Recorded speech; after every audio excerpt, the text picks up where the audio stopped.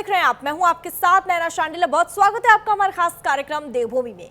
चलिए आपको सीधे लिए चलते हैं नैनीताल, जहां मुख्यमंत्री पुष्कर सिंह धामी क्या कुछ कह रहे हैं आपको सुनवाते हैं। आज इस प्रतिष्ठित संस्थान में हमारे सभी देश के कर्णधारों के बीच, होनहार छात्र छात्राओं के बीच में आज उपस्थित होने का शुभ अवसर प्राप्त हुआ है। इसके लिए मैं विशेष रूप से संस्थान का आभारी हूं और पांडे जी आपका विशेष रूप से कि आज आपने मुझे इस सभी भारत की जो तरुणाई है, युवा शक्ति है, हमारे अमृत काल के जो कर्णधारक हैं, उन सभी कर्णधारों से मिलने का मुझे अवसर दिया। आज मुझे संस्थान के कंप्यूटर साइंस एवं इंजीनियरिंग विभाग के नवनिर्मित भवन का भी उद्घाटन करने का भी आज ये सौभाग्य मुझे प्राप्त हो रहा है, जिससे निश्चित ही हमारे छात्र छात्राओं के लिए आधुनिक शिक्षा, अनुसंधान और नवाचार के नए अवसर खुलेंगे। और मैं आज सच में यहाँ पहुंचते ही मैं देख रहा हूं कि आप सभी का उत्साह, आप सबकी ऊर्जा और रचनात्मकता देखकर मैं पूरे विश्वास के साथ कह सकता हूं कि हमारे देश का भविष्य आप जैसे प्रतिभाशाली और संकल्पवान युवाओं के हाथों में पूरी तरह से सुरक्षित रहने वाला है। साथियों, हमारे देश के पूर्व राष्ट्रपति प्रोफेसर एपीजे अब्दुल कलाम जी कहा करते थे कि भारत में प्रतिभाओं की कोई कमी नहीं है, आवश्यकता केवल उन्हें पहचानने की है और पहचान कर उनको सही दिशा देने की है। मुझे विश्वास है कि इस संस्थान का प्रबंधन इसी भावना के साथ कार्य करते हुए हमारे युवाओं की प्रतिभा को निखारने में, उनके व्यक्तित्व को उभारने में बहुत महत्वपूर्ण भूमिका निभा रहा है।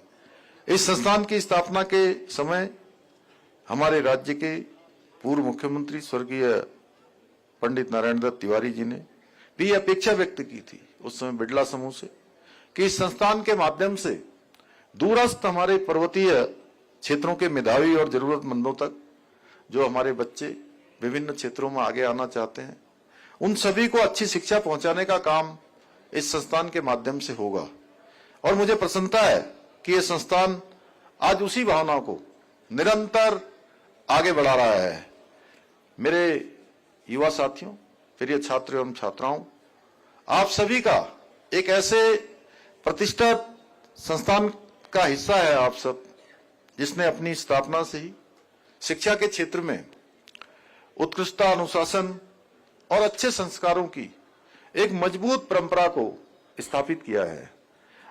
अभी कुछ देर पहले जब मैं यहाँ के संस्थान के छात्र छात्राओं द्वारा तैयार किए गए कुछ मॉडल्स देख रहा था, हालांकि थोड़ा हमारे सब आयोजक गण और साथ में पांडे जी भी कह रहे थे थोड़ा जल्दी चलो, लेकिन उसके बावजूद भी उनके द्वारा जो मॉडल्स तैयार किए गए मैं अवलोकन कर रहा था, तो आप सबकी जो सोच है, जिस प्रकार से वहां पर ट्रैक सिस्टम लगाया गया था, जिस प्रकार से ड्राइविंग का बनाया गया था, अन्य सुरक्षा के अन्य इंतजाम किए गए थे, सच में आप सबकी जो सोच है, नवाचार, रचनात्मकता, और मैं कहूं कि मैं इसको देखने के बाद मैं आप सबका फैन हो गया।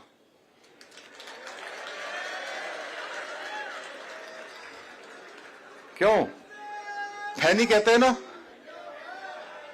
क्यों भाई? वहां वो पीछे वालों से पूछ रहा हूं मैं, हमारे सभी छात्रों से, स्टूडेंट से,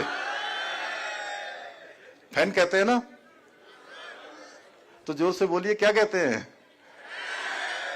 चलिए, ये इस बात का स्पष्ट प्रमाण है कि इस संस्थान द्वारा विद्यार्थियों के सर्वांगीण विकास हेतु उन्हें आवश्यक जो एनवायरमेंट है, एक अच्छा वातावरण यहां पर संस्थान के द्वारा प्रदान किया जा रहा है। मुझे गर्व है कि यह संस्थान वर्षों से उत्तराखंड में यहाँ के युवाओं को तकनीकी शिक्षा के क्षेत्र में आगे बढ़ाने में बहुत महत्वपूर्ण कार्य कर रहा है। जब पहाड़ में तकनीकी शिक्षा के अवसर बहुत सीमित थे, बहुत कम थे, तब इस संस्थान ने युवाओं को रास्ता दिखाने का काम किया। आज इस संस्थान के पढ़े हुए विद्यार्थी देश ही नहीं बल्कि दुनिया के अलग अलग हिस्सों में अपनी प्रतिभा, अपनी क्षमता, योग्यता से उत्तराखंड के साथ साथ पूरे देश का भी नाम रोशन कर रहे हैं। मुझे बताया गया कि यहाँ के कई छात्र तो ऐसे भी हैं जो प्रशासनिक सेवाओं और भारतीय सेना जैसे महत्वपूर्ण क्षेत्रों में अपनी बहुत महत्वपूर्ण भूमिका निभा रहे हैं। ये हम सभी के लिए गर्व का विषय है कि यहां से निकले अनेक युवाओं ने अपने खुद के स्टार्टअप भी तैयार किए हैं, अपने खुद के स्टार्टअप शुरू किए हैं। इसलिए मैं गर्व के साथ कह सकता हूं कि बिड़ला संस्थान भीमताल हमारे राज्य का न केवल एक महत्वपूर्ण संस्थान है बल्कि एक निजी संस्थान होने के बावजूद सरकार के साथ निरंतर कंधे से कंधा मिलाकर राज्य में तकनीकी शिक्षा को मजबूत करने के लिए निरंतर कार्य कर रहा है। आज यहां आकर मुझे ऐसा महसूस हुआ कि मैं केवल एक शिक्षण संस्थान में नहीं बल्कि ऊर्जा, नवाचार और प्रतिभा के एक जीवंत संगम के बीच में खड़ा हूं, क्योंकि यहां आपको केवल किताबों की शिक्षा नहीं दी जाती है बल्कि सोचने, समझने और कुछ नया करने की प्रेरणा दी जाती है। साथियों, आदरणीय प्रधानमंत्री श्री नरेंद्र मोदी जी के नेतृत्व में आज जिस प्रकार से भारत की युवा शक्ति विश्वास के साथ देश की सबसे बड़ी ताकत बन रही है और विकसित भारत के निर्माण में युवाओं की निर्णायक भूमिका है, इसलिए प्रधानमंत्री जी के नेतृत्व में युवाओं के लिए अनेक महत्वपूर्ण योजनाएं संचालित की जा रही हैं, चाहे वो स्टार्टअप के क्षेत्र में हो, डिजिटल इंडिया योजना हो, मुद्रा योजना हो, अटल इनोवेशन मिशन हो या पीएम युवा योजना हो। ये सभी पहले हमारे युवाओं को अब एक नवाचार की ओर ले जा रही है। वो नवाचार ये है कि इसके पीछे माननीय प्रधानमंत्री जी की सोच है कि अब हमारे देश के युवा अपना प्रशिक्षण कर लें, अपना शिक्षण कर लें, तकनीकी शिक्षा कर लें, अन्य शिक्षा कर लें, शोध कर लें, अनुसंधान कर लें। उसके बाद वो सभी युवा अब रोजगार मांगने वाले न बने बल्कि भविष्य में वो रोजगार देने वाले बने। इस सोच के साथ आज प्रधानमंत्री जी देश को आगे बढ़ा रहे हैं। साथियों, आदरणीय प्रधानमंत्री जी के मार्गदर्शन और उनके सहयोग और उनकी प्रेरणा से खबरों में आगे बढ़ेंगे। इस बीच एक और बड़ी खबर सामने आ रही है। देहरादून में स्पेशल टास्क फोर्स ने ऑपरेशन प्रहार के तहत बड़ी कार्रवाई की है और इस दौरान एक संदिग्ध आतंकी को पुलिस ने गिरफ्तार कर लिया है। आरोपी पाकिस्तान स्थित आतंकियों के संपर्क में था और सोशल मीडिया के जरिए देश विरोधी गतिविधियों को अंजाम देने की साजिश रच रहा था।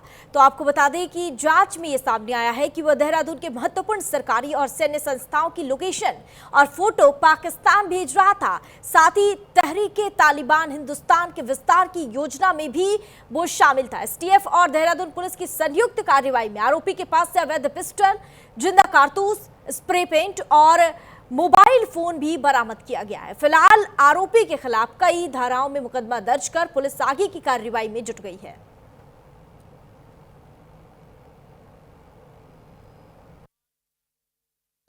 लॉरेंस बिश्नोई, उसका राइवल गैंग भाटी भट्टी, शहजाद भट्टी, ये सब जो है इंटरनेशनल लेवल के जो है गैंगस्टर्स हैं, उनको फॉलो करता था और वहां से फिर वो लगातार उनके टच में भी आ गया। उनके कुछ जो उसका शहजाद भाटी का हैंडलर है राना, वो जो पाकिस्तान कराची बेस्ड है, उससे लगातार टच में था ये अपना। देहरादून में एसटीएफ की गिरफ्तारी सिर्फ एक कार्रवाई नहीं बल्कि राष्ट्र विरोधी साजिश के बड़े नेटवर्क की आहट है। गिरफ्त में आया ये युवक पाकिस्तान में बैठे आकाओं के इशारों पर काम कर रहा था और धीरे धीरे एक खतरनाक नेटवर्क खड़ा करने में जुटा था। जांच में सामने आया है कि गैंगस्टर कनेक्शन, सोशल मीडिया के जरिए ब्रेन वॉश और संवेदनशील ठिकानों की जानकारी जुटाना, यह सब एक बड़ी साजिश का हिस्सा था।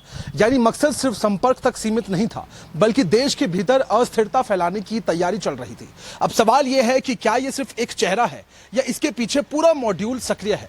फिलहाल एसटीएफ हर लिंक को जोड़ते हुए इस पूरे राष्ट्र विरोधी नेटवर्क को जड़ से खत्म करने में जुटी है। अपने कैमरा पर्सन अशोक अगत के साथ में हरिवंश वशिष्ठ, न्यूज इंडिया, देहरादून। वहीं देहरादून के डीएवी कॉलेज में छात्र संघ समारोह का आयोजन हुआ। सीएम पुष्कर सिंह धामी ने शिरकत की। बड़ी खबर इस वक्त की, बड़ी जानकारी। सीएम ने समारोह को संबोधित किया और उन्होंने कहा कि ये वातावरण देखकर मैं अभिभूत हूं। तो सीएम पुष्कर सिंह धामी ने ये बड़ा बयान दिया है। आपको बता दें, सीएम धामी ने समारोह को संबोधित करते हुए कहा कि ये वातावरण देखकर मैं अभिभूत हूं। देहरादून में डीएवी पीजी कॉलेज में छात्र संघ समारोह का आयोजन किया गया, जिसमें सीएम पुष्कर सिंह धामी ने शिरकत की। साथ ही समारोह को संबोधित करते हुए उन्होंने कहा कि आप सबकी ऊर्जा से भरा ये वातावरण देखकर मैं अभिभूत हूं। ये मुझे स्मरण करता है कि जब मैं भी आपकी तरह एक छात्र था और छात्रों के बीच काम करता था। आपकी ऊर्जा, आपके सपने, आपका संकल्प, यही भारत के आने वाले कल की दशा और दिशा तय करेगी।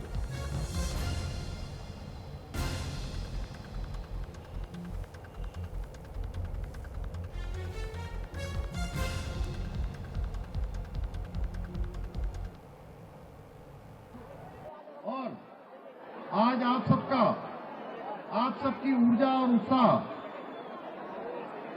से भरा हुआ ये वातावरण देखकर सच में मैं आप सबके बीच में आकर आज अभिभूत हूं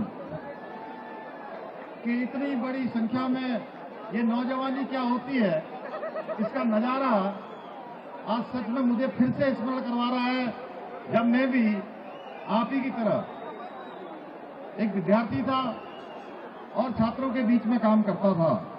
भाइयों बहनों, आप सभी केवल युवा विद्यार्थी मात्र नहीं है, बल्कि इस देश का आप सब वर्तमान भी हैं और आप भविष्य के भी कर्णधार हैं। आपकी ऊर्जा, आपके सपने, आपका संकल्प यही भारत को आने वाले कल की दिशा और दशा तय करने वाला है। आज आपके बीच में आकर सच में मुझे, जब मैं लखनऊ विश्वविद्यालय में आप सबकी तरह छात्र होता था, उस छात्र जीवन की स्मृतियां फिर से ताजा हो रही है।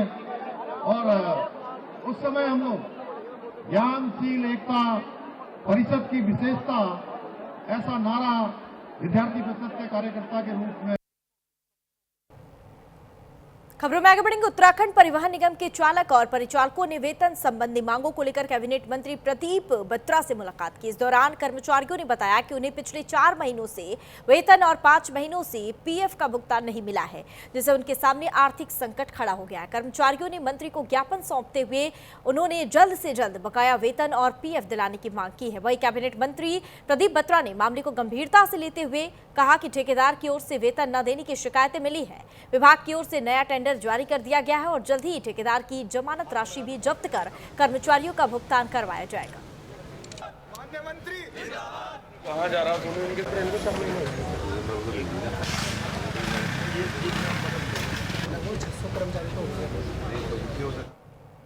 आउटसोर्स के कर्मचारी आज मेरे से मिले और मेरे संज्ञान में आया कि पिछले 3-4 महीनों से तनख्वाह जो है, जो इनका कॉन्ट्रैक्टर था उसने नहीं दी है और ना ही उसके द्वारा पीएफ और ईपीएफ जमा किया गया। तो ये मामला गंभीर है, संज्ञान में लिया गया। मैं चाहूँ कि अभी टेंडर नया परिवहन विभाग द्वारा कर दिया गया है, तो इस कॉन्ट्रैक्टर की शिकायत आ रही थी बहुत ज़्यादा, तो इसीलिए मैं चाहता हूँ कि टेंडर दोबारा किया गया है। तो बहुत जल्द का संज्ञान लेके जो इसकी सैलरी रुकी हुई है, ठेकेदार से बात करके उसकी जो जमानत राशि हुई उसको जब्त करके सभी कर्मचारियों की तनख्वाह दी जाएगी। कांग्रेस प्रभारी कुमारी शैलजा अपने 5 दिवसीय उत्तराखंड के दौरे पर है, जहां हरिद्वार पहुंचकर उन्होंने 27 में होने वाले चुनाव को लेकर कांग्रेस के पदाधिकारी को गुरु मंत्र भी दिया। आपको बता दें कि इस दौरान कांग्रेस के प्रदेश अध्यक्ष सहित कई पदाधिकारी भी मौके पर मौजूद रहे। इस दौरान कुमारी शैलजा ने कहा कि हम पिछले 2 दिनों में कुछ जगह गए हैं, लोगों से उनकी भावनाएं भी पूछी और अपने कार्यकर्ताओं से भी मुलाकात की है। साथ ही अपने सीनियर नेताओं से भी बातचीत हुई है मेरी। और एक बात तो साफ तौर पर सामने आई है कि बीजेपी की सरकार इतनी भ्रष्ट हो चुकी है, लोग अब चाहते हैं कि सरकार बदले और कांग्रेस की सरकार आए और फिर से एक अच्छी सरकार जनता को मिले। बीजेपी तो हर तरफ से फेल हुई है।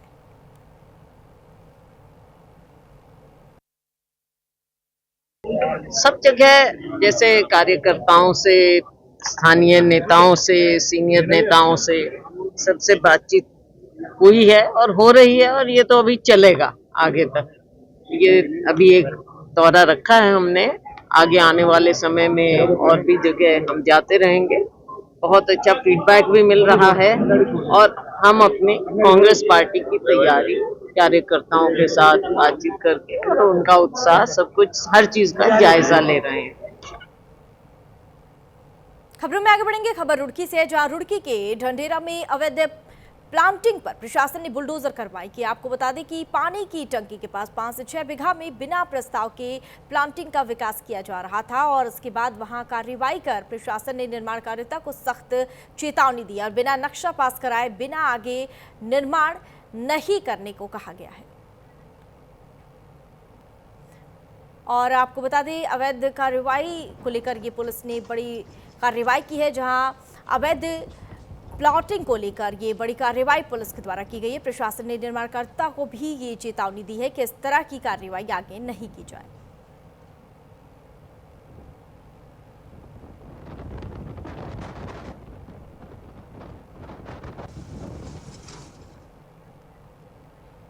उत्तराखंड के डीजीपी दीपम सेठ की अध्यक्षता में सरदार पटेल भवन के सभागार में आगामी 4 धाम और हेमकुंड साहिब यात्रा 2026 की तैयारियों का आकलन करने के लिए एक उच्च स्तरीय समीक्षा बैठक आयोजित की गई। बैठक में तीर्थ यात्रा मार्गे, तीर्थ स्थलों और संबंधित जिलों में सुरक्षा, यातायात प्रबंधन, भीड़ नियंत्रण और आपदा तैयारियों की व्यापक समीक्षा की गई।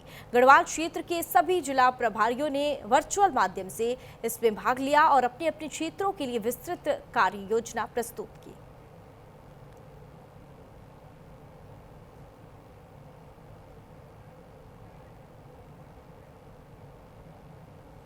वहीं कोटद्वार के doctor Pitambar Dutt Himalayan PG college में डॉक्टर भीमराव अंबेडकर के जीवन और विचारों पर एक दिवसीय गोष्ठी का आयोजन किया गया, जिसमें उत्तराखंड विधानसभा अध्यक्ष और कोटद्वार विधायक रीतू खंडूरी भूषण मुख्य अतिथि के रूप में इसमें शामिल हुई। कार्यकर्ता और आपको बता दें, कार्यक्रम का शुभारंभ दीप प्रज्वलन के साथ हुआ। इस दौरान उन्होंने आगे कहा कि डॉक्टर अंबेडकर का जीवन संघर्ष, शिक्षा और सामाजिक न्याय का प्रतीक है। उन्होंने विपरीत परिस्थितियों में भी शिक्षा को हथियार बनाकर समाज के वंचित वर्गों के अधिकारों के लिए उन्होंने लड़ाई लड़ी और देश को मजबूत संविधान दिया। अंत में महाविद्यालय परिवार ने मुख्य अतिथि का आभार व्यक्त किया।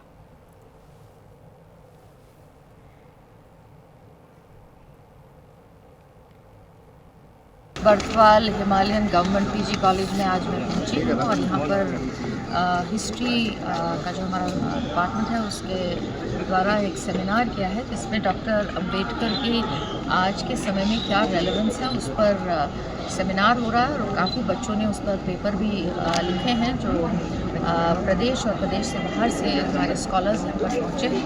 बहुत ही सुंदर कार्यक्रम आज यहाँ पर हो रहा है और डॉक्टर अंबेडकर की, बाबा साहेब की रेलेवेंस आज भी है, इसकी जानकारी हम सब रखते हैं।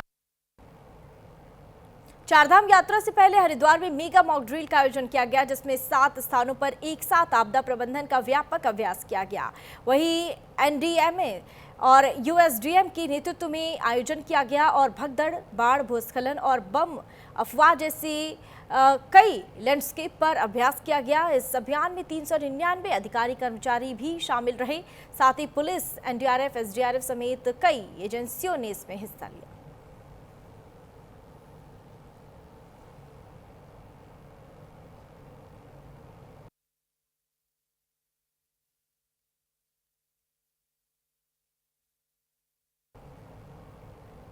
वहीं आगामी चारधाम यात्रा को सुरक्षित और सुगम बनाने के उद्देश्य से श्रीनगर गढ़वाल क्षेत्र में व्यापक आपदा प्रबंधन मॉक ड्रिल का आयोजन किया गया। इस दौरान भूकंप, भूस्खलन और आगजनी जैसी आपदा स्थितियों का संयुक्त परिदृश्य तैयार कर कई एजेंसियों की तत्परता और कोऑर्डिनेशन का परीक्षण किया गया। दरअसल सैनिक होटल के पास आग लगने की सूचना पर फायर टीम ने तुरंत मौके पर पहुंचकर स्थिति को नियंत्रित किया और इस मॉक अभ्यास के माध्यम से राहत और बचाव कार्यों की प्रभावशीलता, संसाधनों के उपयोग और कई विभागों के बीच तालमेल का सफल परीक्षण किया गया।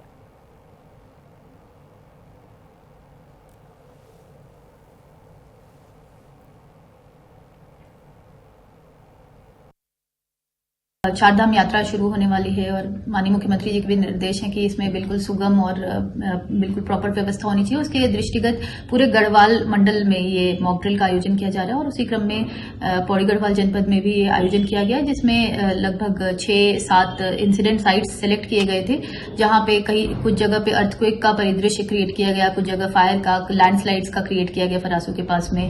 साथ में टिहरी डैम से 5000 क्यूमेक्स पानी छोड़ दिया गया। इस प्रकार के विभिन्न जो सिचुएशंस हैं वो क्रिएट की गई और उसके क्रम में जो हमारी पुलिस की, प्रशासन की टीमें, सभी विभाग, पीडब्ल्यूडी आदि सभी विभाग मौके पर वहां पहुंचकर उन्होंने रेस्क्यू ऑपरेशन किस प्रकार से किया। चक्राता विकासखंड के डेरनाड स्थित राजकीय प्राथमिक विद्यालय में लापरवाही का एक बड़ा मामला सामने आया है, जहां तैनात सहायक अध्यापक हरपाल सिंह को बिना छुट्टी स्कूल से गायब रहने और एडवांस में मौजूदगी रजिस्टर्ड में हस्ताक्षर करने के आरोप में निलंबित कर दिया गया है। दरअसल ग्रामीणों का यह आरोप था कि शिक्षक लगातार स्कूल से गायब रहते हैं, जिससे बच्चों की पढ़ाई प्रभावित हो रही थी। इसको लेकर ग्रामीणों ने स्कूल पहुंचकर शिक्षक की अनुपस्थिति का वीडियो बनाकर सोशल मीडिया पर वायरल कर दिया और उच्च अधिकारियों से शिकायत भी की, जिसके बाद विभाग ने सख्त कार्रवाई करते हुए शिक्षक हरपाल सिंह को निलंबित कर दिया है। वहीं पूरे मामले की विस्तृत जांच खंड शिक्षा अधिकारी चक्राता को सौंपी गई है।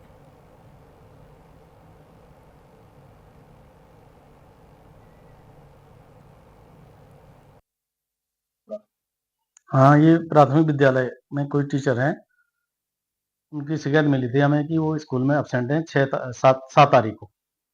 और सीटू साहब की तरफ से भी हमें सूचना मिली थी कि स्कूल में टीचर एब्सेंट है। फिर मैंने वहाँ के उप शिक्षा अधिकारी से रिपोर्ट मांगी कि एसएमसी का जो विद्यालय प्रबंधन समिति है, उनका क्या कहना है टीचर के बारे में। एसएमसी ने भी कहा कि सर ये टीचर आज एब्सेंट है और ये पहले 2 दिन भी एडवांस में साइन करके चला गया था। तो फिर उसका संज्ञान लेते हुए मैंने कल की डेट में 8 तारीख को हमने उसको निलंबित कर दिया है और वहाँ फिलहाल उसकी जांच दे रही है बीओ वहाँ चक्राता की, कि वो देखें कि इसका स्कूल में कितने दिन इसने ऐसा एब्सेंट रहा है अनधिकृत रूप से, और अगर वो हमारे उसका वेरीफाई हो जाएगा हम उसके लिए और भी कार्रवाई करेंगे।